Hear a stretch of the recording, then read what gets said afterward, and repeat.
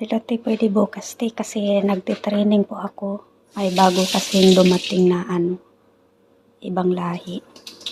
Bukas yung day off ko, te. Bukas na lang kami mag-meet ng kapatid mo. So, hello guys, andito po ako sa bago kong trabaho. Nagtitraining po ako ng mga bagong dating na Nepal. Yung isa, ex-Israeli. Yung isa, walang experience. So, mahirap magturo. Ay, kung turuan mo kasi puro okay.